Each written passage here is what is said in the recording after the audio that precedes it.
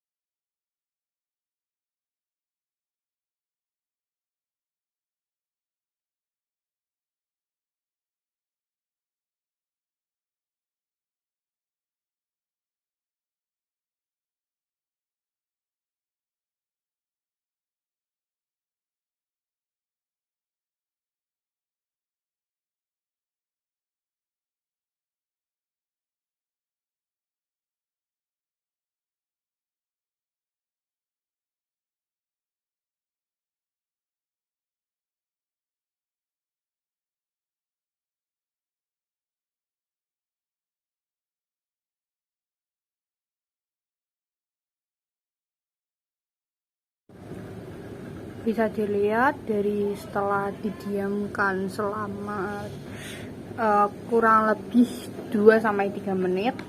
Nah, melalui hasil coba ini bisa kita lihat hasilnya. Ya, ini air dingin, ini air panas.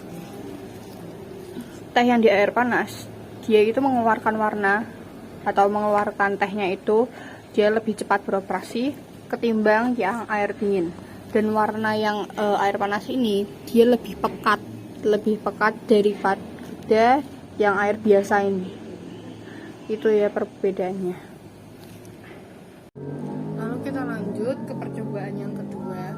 Di percobaan kedua, alat dan bahannya adalah air garam, air biasa, 1 buah kentang, dan pisau untuk membelah kentang. Langkah pertamanya adalah pertama-tama setelah disiapkan semua bahan ini, kita potong kentangnya.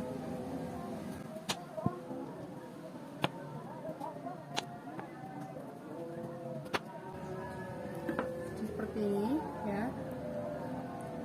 Kita ambil dikit aja, nggak usah banyak-banyak. Kita celupkan masing-masing 1 kentang ke 1 gelas ini. Pertama kita celupkan ke air biasa dulu. Setelah itu kita cemplungkan lagi ke air garam. Lalu kita tunggu hasilnya.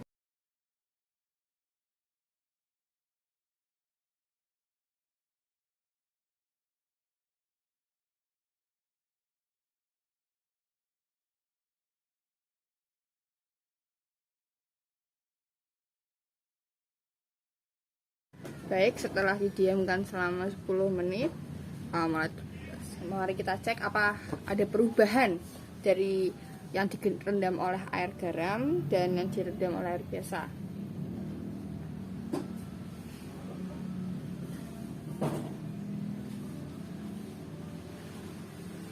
Jadi kentang yang kedua ini yang direndam oleh air garam ini, dia teksturnya lentur ya, bisa dilihat dia lentur.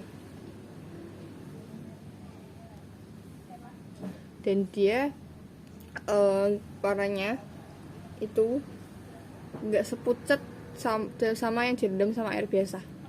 Dia warnanya lebih terang daripada yang direndam sama air biasa ini.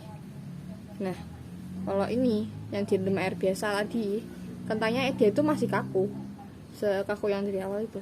Kentangnya dia teksturnya kaku, ya, kaku, susah buat ditekuk. Terus warnanya lebih pucat daripada yang direndam sama air garam ini.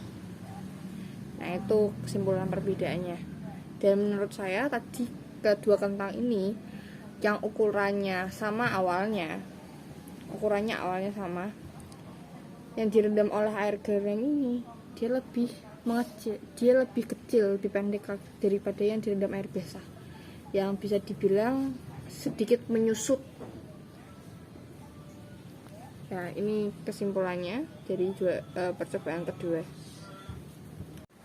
Pembahasan: terjadinya peristiwa difusis di mana terjadi perpindahan zat dari larutan yang memiliki konsentrasi air rendah ke larutan yang konsentrasi airnya lebih tinggi, yakni air berperan sebagai hipertonis sedangkan teh celup sebagai hipertonis, sehingga menghasilkan air teh sebagai isotonis. Sedangkan yang di kentang mengalami proses osmosis di mana kentang berpindah zat dari larutan yang konsentrasi airnya tinggi, hipotonis, ke larutan yang konsentrasi airnya rendah, hipertonis.